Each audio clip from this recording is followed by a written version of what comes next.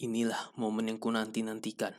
Mungkin inilah satu kesempatan untuk mengalahkanmu. Tuh nih. Sayang sekali, tapi apakah lu bisa menebak langkah gua berikutnya? Apakah dia sudah tahu rencana gua? Tenang, gua gak boleh gegabah. Gua harus menganalisa dulu apakah dia tahu strategi gua berikutnya atau tidak. Belum. Sepertinya dia belum tahu strategi gua. Akan kuakhiri sekarang. Semua teman-teman gua yang sudah membantu gua sampai sini tak akan gua sia-siakan.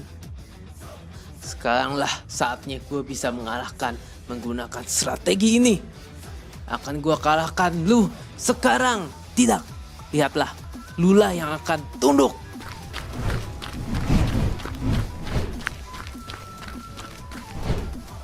Ya.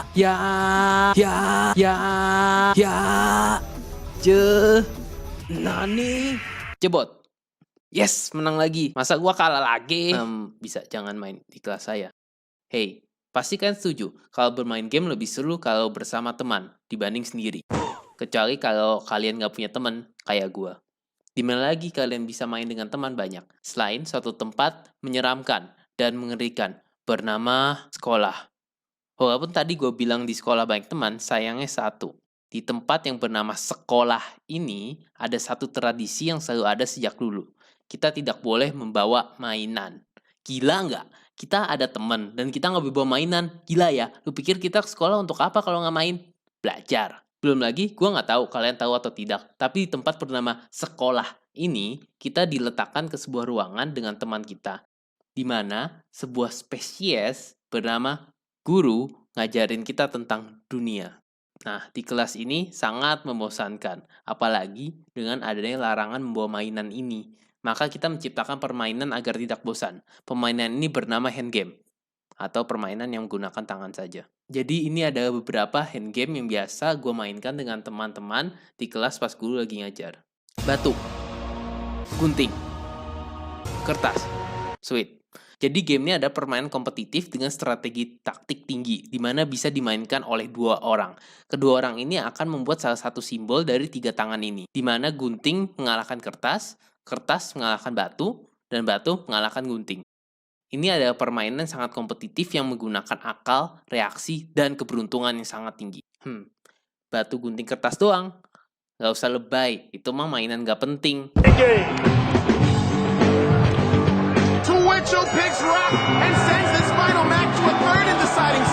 Ini adalah turnamen gunting batu kertas yang dijalankan di Las Vegas, di mana pemenangnya mendapatkan $5.000 US atau kisaran $735.082.500. Lihatlah betapa seriusnya mereka. Jadi ini adalah website The World Rock Paper Scissors Association. Jadi sesuai namanya ini asosiasi di mana lu bisa main rock paper scissors secara profesional. Gue nggak tahu sih ini benar atau enggak, cuman kelihatannya lumayan legit. Nah, di sini sampai ada turnamen-turnamennya. Ini turnamen Rock World Paper Scissors Championship November 2020. Nah, di sini juga ada membership. Gue ingin tunjukin kalau gue bakal ngedaftar di Rock Paper Scissors Asosiasi ini. Mungkin nanti suatu saat gue bisa kayak jadi Rock Paper Scissors Pro gitu. Nanti mungkin gue akan membawa nama Indonesia dari lomba Rock Paper Scissors nih. Coba. Nih lihat nih, gue udah jadi profesional atlet. Gue bisa join upcoming turnamennya. Batu gunting kertas ini ada game universal kayak standar dipakai dunia, tapi ada beberapa variasi kayak di Malaysia menggunakan batu, air, dan burung. Nah, logikanya itu, burung ngalahin air karena bisa diminum.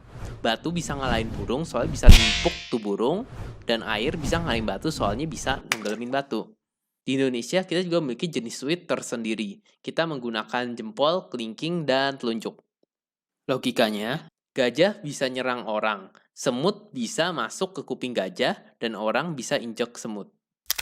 Sweet gajah semut orang ini bisa juga dimainkan dengan mengeluarkan ketiga jari dan bergantian menyerang lawan dengan logikanya yang sama. Ya, tapi game ini kalau mulai duluan udah pasti seri atau menang sih. Sumpit. Menurut gua, dari semua permainan yang mau gue bahas, bisa dibilang ini yang paling strategis. Apalagi bila dimainkan dengan banyak orang. Gua nggak lebay, bahkan Wiki mengakuinya. Hai, ini tuh nih setelah ngedit dan pas saya ngedit gua ngeliat kayak bagian ini agak bosenin apalagi kayaknya lu pada tahu cara main sumpit. Jadi kalau misalnya udah tahu main sumpit langsung skip ke nomor ini aja. Ya. Cuma awalan sumpit adalah satu-satu dengan menggunakan jari telunjuk. Tiap waktu pemain menyerang, jari ini disentuhkan ke jari lawan, dan orang tersebut harus bertambah sesuai jumlah jari yang menyentuhnya.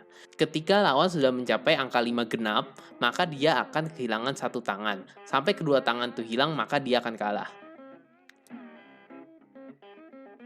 Selain menyerang, pemain juga bisa memindahkan sumpit dari tangan satu ke yang lainnya. Misal tadinya kalian mempunyai dari 2-1 menjadi 3-0.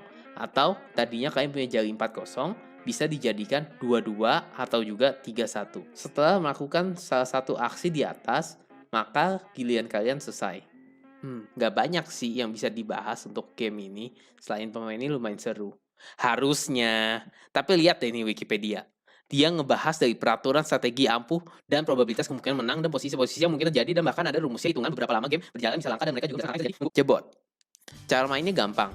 Masing-masing pemain mengeluarkan kedua tangannya dalam posisi menggenggam. Di game ini ada dua posisi.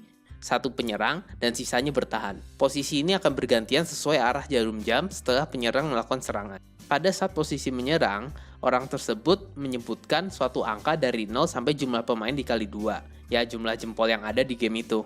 Ketika jempol yang terangkat sejumlah dengan angka yang disebut oleh penyerang, maka penyerang mengurangkan satu tangannya. Dan kegiliran orang berikutnya sampai menang 2 kali.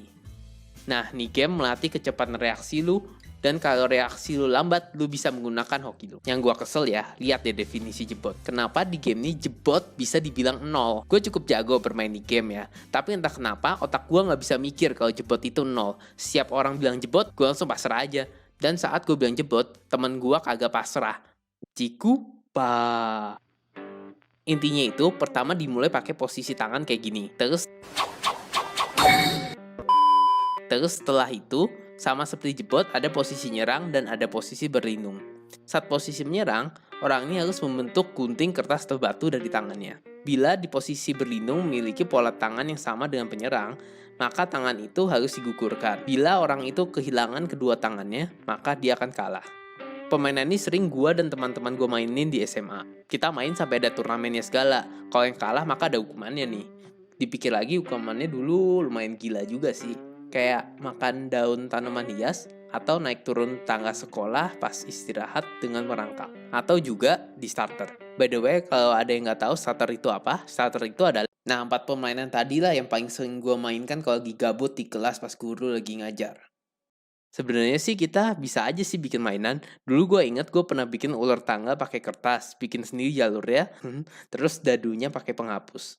Atau pernah juga bikin kartu Yu-Gi-Oh pakai kertas digambar, yang ujung-ujungnya disita juga sih. Ya intinya seru main apapun selama ada temennya. Apalagi di sekolah gitu pas bosen-bosennya guru ngajar tuh kita bisa main-mainin kayak game tangan ini di kelas.